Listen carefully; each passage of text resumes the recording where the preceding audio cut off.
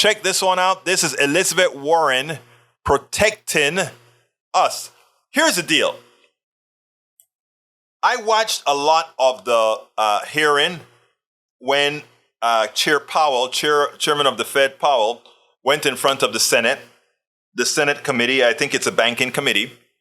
And they were all fascinated with Powell, and most of them were kind of demurring to Powell. They were even Tester and all of these guys said, it's okay. Powell is doing the right thing. Powell is not doing the right thing at all. Powell is not doing the right thing.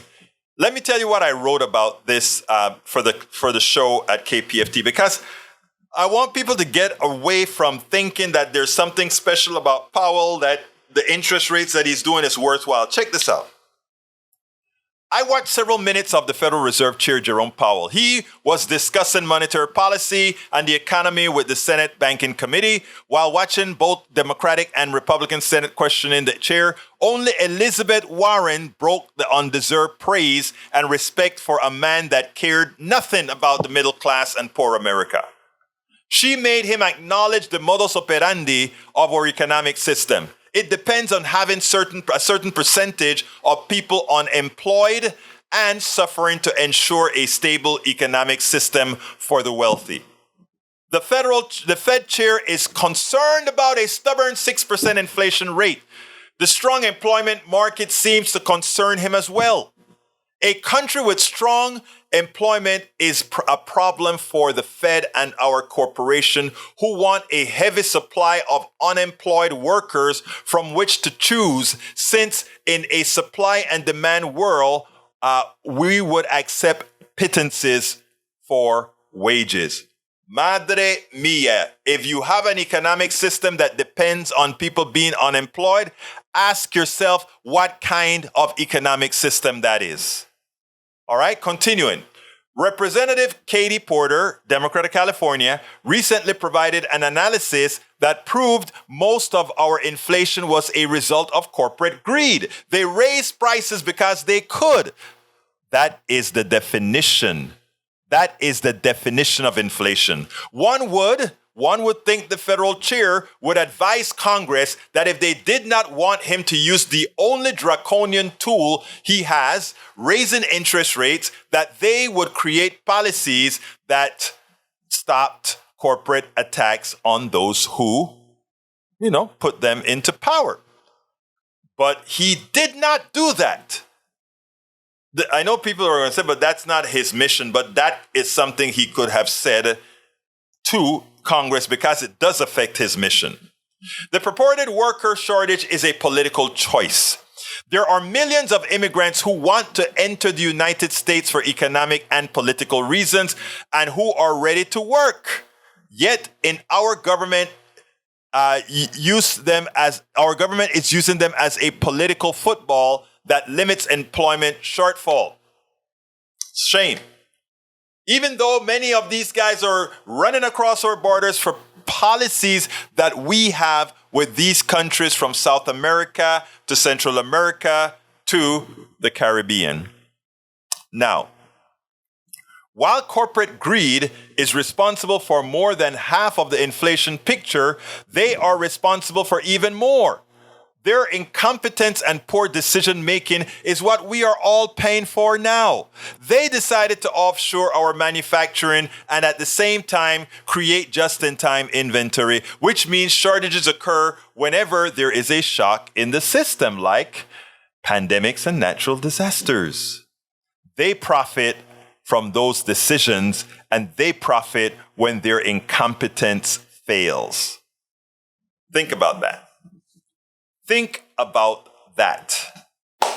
Anyway, my last video, again, like I said, want you to listen to ElizabethWarren, because she was the only one with the pelotas to confront that guy in a coherent manner. Check it out. We'll take it then on the other side. So the Fed has raised interest rates 8 times over the last year in what has been the most extreme rate hike cycle in 40 years. The Fed's goal is to slow inflation, and your tool, raising interest rates, is designed to slow the economy and throw people out of work. So far, you haven't tipped the economy into recession, but you haven't brought inflation entirely under control either. And maybe the reason for that is that other things are also keeping prices high, things you can't fix with high interest rates, things like price gouging and supply chain kinks and a war in Ukraine. But you are determined to continue to raise interest rates, so I want to take a look at where you're headed. In December, the Fed released its projections on the state of the economy under your monetary policy plan. According to the Fed's own report, if you continue raising interest rates as you plan, unemployment will be 4.6% by the end of the year, more than a full point higher than it is today. Chair Powell, if you hit your projections, do you know how many people who are currently working, going about their lives, will lose their jobs? I don't have that number in front of me. I will say it's not an intended consequence. But it is, and it's in your report, and that would be about 2 million people who would lose their jobs, people who are working right now, making their mortgages. So, Chair Powell, if you could speak directly to the 2 million hardworking people who have decent jobs today, who you're planning to get fired over the next year, what would you say to them? How would you explain your view that they need to lose their jobs? I would explain to people more broadly that inflation is extremely high and it's hurting the working people of this country badly. All of them, not just 2 million of them, but all of them are suffering under high inflation. And we are taking the only measures we have to bring inflation down. And putting 2 million people out of work is just part of the cost, and they just have to bear it. Well, will working people be better off if we just walk away from our jobs and inflation remains 5-6%? Let me ask you about what happens if you do this. Since the end of World War II, there have been 12 times in which the unemployment rate has increased by 1 percentage point within 1 year, exactly what you're aiming to do right now. How many of those times did the U.S. economy avoid falling into a recession?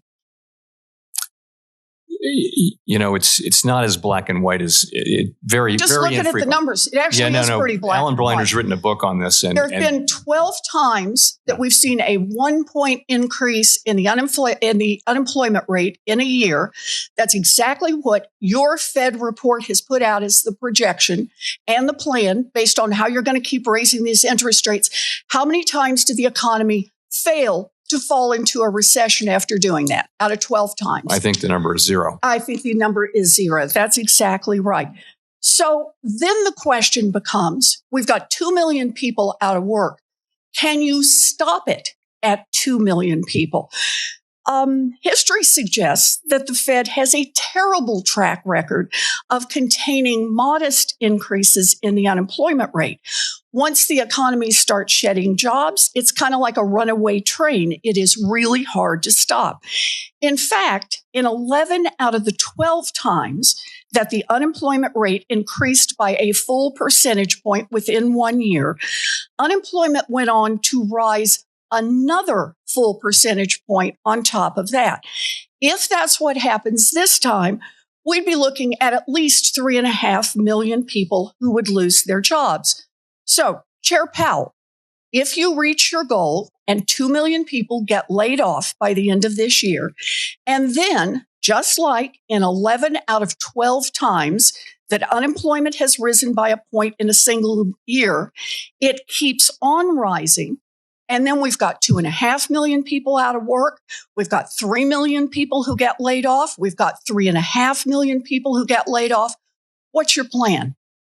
Well, right now the unemployment rate is 3.4%, which is the lowest in 54 years. And we actually don't think that we need to see a sharp or enormous increase in unemployment to get inflation under control. I'm looking at your projections. Do you call laying off 2 million people this year not a sharp increase in unemployment? I would say 4.5%. Explain that to the 2 million families who are going to be out of work. We're not targeting any of that. But I would say even 4.5% unemployment is well better than most of the time for the last 75 years. In other words, you don't have a plan to stop a runaway train if it occurs. Chair Powell, you are gambling with people's lives. And there's a pile of data showing that price gouging and supply chain kinks and the war in Ukraine are driving up prices. You cling to the idea that there's only one solution: lay off millions of workers. We need a Fed that will fight for families. And if you're not going to lead that charge, we need someone at the Fed who will.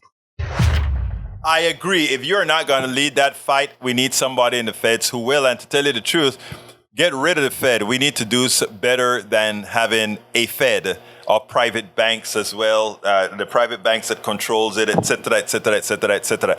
Anyhow, folks, I want you to, I hope most of you understood what this guy was saying. We want to control inflation, so we must lay off people. We must put a whole bunch of people in pain in order for us to have an economy that works for most. In other words, this economic system by design is saying we cannot support the way it works to keep a certain group enriched. We have to have a certain group impoverished without work. And then at the same time, you have these right-wingers talking about they don't want a social safety net. Lift yourself up by the bootstrap, go get a job.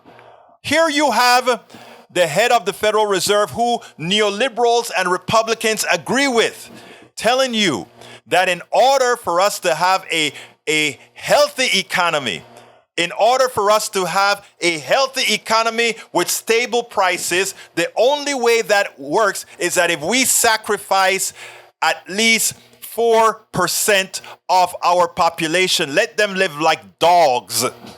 And we don't even want to give them support then after.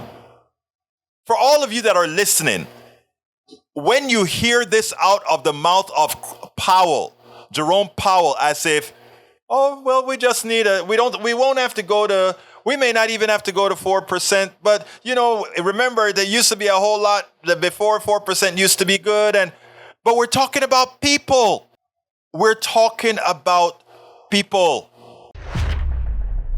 We spend a lot of time deconstructing the news, trying to parse it into a form that everybody can understand. We try to find those little nitpicks where it flies above the fray, etc. If you really like these videos that we do, I want to ask a big favor. Please go ahead. Number 1, subscribe to our channel. And number 2, please join if you can. Thank you so kindly for watching. Keep watching. Please remember to share. We must populate the entire internet with our progressive message, a message that we know is what most Americans say that they want. So help us, please join.